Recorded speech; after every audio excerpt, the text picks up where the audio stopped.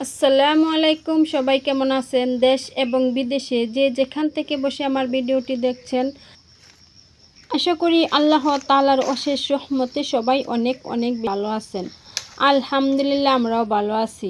আখির সংসার চ্যানেল থেকে আমি আখি বেশ অনেক দিন পর আবারও আপনাদের মাঝে চলে আসলাম নতুন আরও একটা ভিডিও নিয়ে।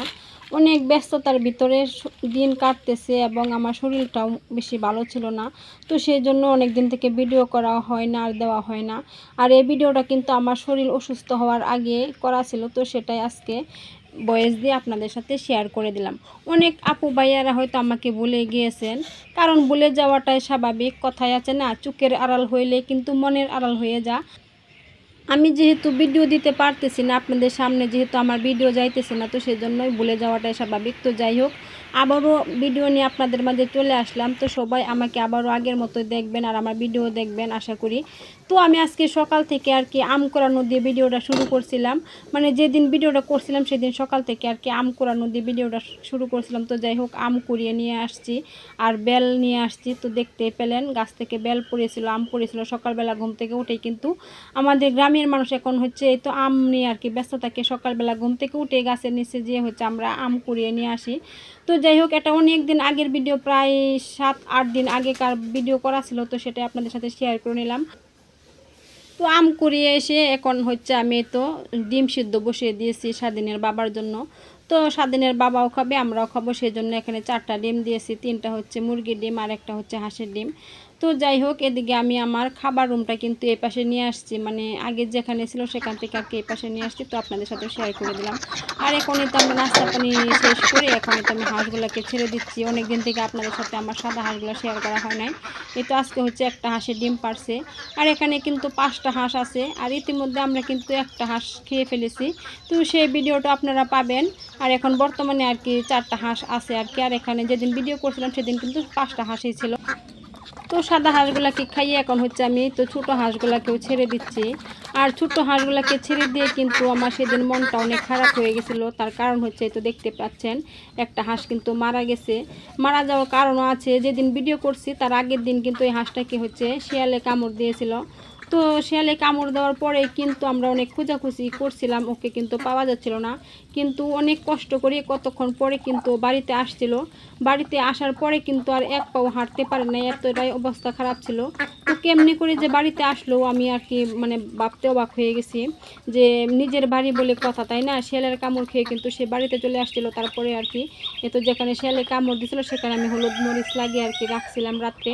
তো রাত্রে ঘরে রাখছিলাম, কিন্তু আর কি সকালবেলা উঠে দেখি যে মারা গেছে। তো যাই হোক, সেদিন আর কি মনটা অনেক খারাপ হয়ে গেছিলো। আর এখন তো আমার এখানে কিন্তু 8টা হাঁস আছে। আর আপনারা সবাই জানেন যে আমার এখানে 10টা হাঁসের বাচ্চা ছিল, সেখান থেকে হচ্ছে 2টা আর কি শিয়ালে নিয়ে গেছে। আর এখন বর্তমানে আর কি 8টা হাঁস আছে। তো যাই হোক, আর এখন ছিল দুপুরবেলা, স্বাধীনের বাবা হচ্ছে হাটে গিয়েছিল। তো হাট থেকে বড় একটা ব্রিকেট মাছ নিয়ে আসছে। স্বাধীন বলতেছিল বড় ব্রিকেট খাবে, তো সেজন্য বড় মানে 3.5 কেজি ওজনের একটা ব্রিকেট নিয়ে আসছে। আর এখানে কিছু তরিতরকারিও নিয়ে আসছে, লেবু, পটল, ঝিঙ্গা, কাঁচামরিচ, তো এগুলো আর কি নিয়ে আসছে। আর সাথে নিয়ে আসছে পেঁয়াজি। আর গ্রাম এলাকায় কিন্তু হাটের দিন হাটে গেলে এরকম আর কি মজা আনতে হয়, এটা নাকি গ্রামের নিয়ম আর কি। তো যাই হোক, ঘরে যতই মজা থাকুক না কেন, হাট থেকে কিন্তু মানে সদাইয়ের সাথে কিন্তু মজাও নিয়ে আসে। তো এদিকেই তো আমি মাছ কেটে ধুয়ে রেখেছি, আর এখন তো রান্না করার জন্য আমি তরকারি কেটে কুটে নিচ্ছি। তো এর মধ্যে স্বাধীনের বাবা স্বাধীন হচ্ছে বলতেছে আমের ভর্তা খাবে। তো ওদেরকে আমি আম কেটে দিয়ে আর কি ভর্তাটা বানিয়ে দেবো, ওরা খেয়ে নেবে। আর ভিডিওটা যেহেতু কয়েকদিন আগে করা ছিল, তখন কিন্তু এত আম ছিল না। আর বর্তমানে কিন্তু আমাদের বাড়িতে শুধু আম আর আম, মানে সব গাছে আম এক সমানে পেকে গেছে।